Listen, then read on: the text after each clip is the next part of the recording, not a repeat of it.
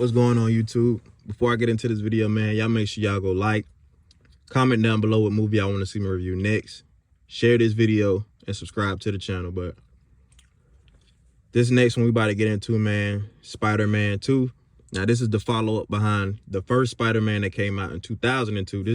This one came out in 2004, and it stars Tobey Maguire, obviously. But on this version of Spider-Man, he already done killed the Green Goblin. He's already established himself as Spider-Man. Like, everybody respects Spider-Man at this point. And he done moved out his aunt and uncle house.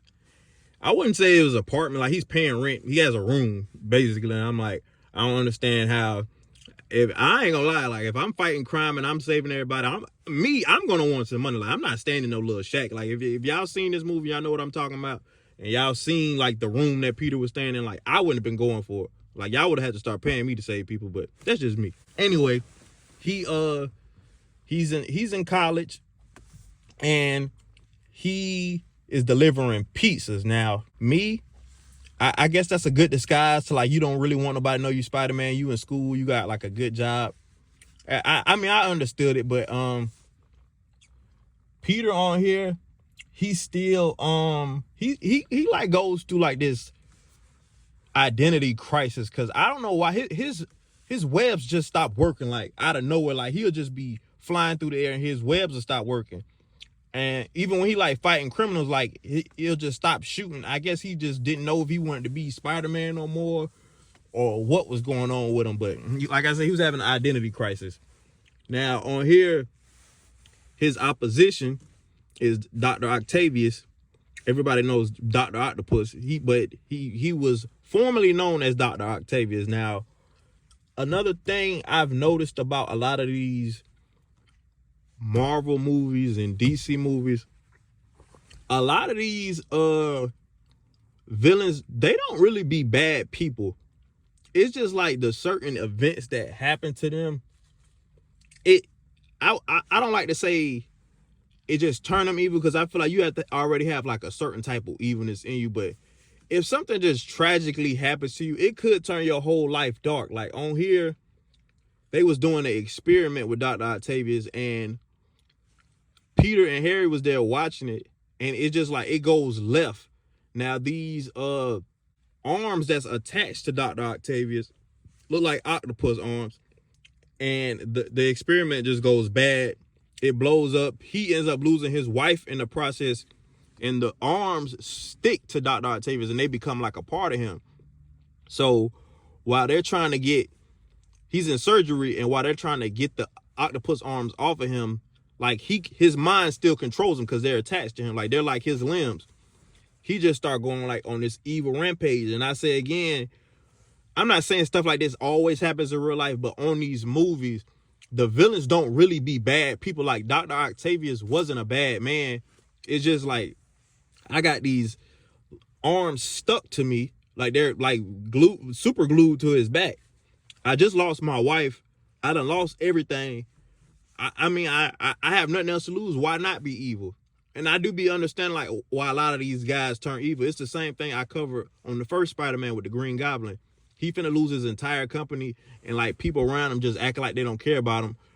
Then he has like a free accident, and then he turns into the Green Goblin. Like, this the same thing with him. Like, I'm not condoning it, but I do understand why these guys turn evil the way they do. But while Dr. Octavius is robbing a bank, Spider-Man, he's in there with his aunt, but he runs and changes clothes, and he's fighting Dr. Octavius. But like I say again, he was going through like an identity crisis, and when he's trying to save everybody in the bank, well, not really save them, when he's trying to fight Dr. Octavius in the bank, his webs start jamming up on him again. Like, he was just going through it on here. Like, this Spider-Man was kind of it was kind of weird. It's like he was trying to find himself again. Because like on the first Spider-Man, when Peter found out he was a superhero, like he was kind of feeling himself. On here, he was just like going through the motions, I guess. And I'm not gonna lie, this was my least favorite Spider-Man out of the trilogy. It has always been that way, even when I was a kid. Like, this was my least favorite, even though I know people love this one and it killed in the box office and it was a success. This was my least favorite. But like I said, I always give out a Stole the Show award. On this one, I am going to give it to I'm gonna give it to James Franco, because I feel like he was on such a rampage to try to avenge his father's death. And like closer to the end of the movie, when Peter and Dr. Octavius kept clashing into each other, Harry was like, man, I'll give you whatever you want with this tritium, whatever you're looking for, if you bring me Spider-Man. Now, this is when it got revealed to him that Peter Parker was Spider-Man. He didn't know this the whole time, and he's walking around with Peter. He's venting to him about his father being gone. He's not knowing that his best friend, he thinks, killed his father. He doesn't know that Peter did not kill him. The glider killed him. But now he has this hatred toward Peter for no reason, and Peter like didn't even do it. But Peter goes to save Mary Jane. Like I said, he's Captain Save-A-Ho, because she done got kidnapped by Dr. Octavius. And when they go to, I say again, Peter never really kills nobody. He never, even though he's not supposed to because he's a superhero, I've noticed that it's like these villains that Spider-Man deals with, they kill themselves. Like when Dr. Octavius was trying to like take over half the city with this thing he was building, it was like sucking up everything. Like it was so powerful that it started moving cars, it started moving everything towards it. Like it was a powerful thing that he was building. And the only way to kill it was they had to throw it in the ocean. Now, when they throw it in there, Dr. Octavius goes in there with it. So he ends up killing himself inadvertently, but he ends up killing himself.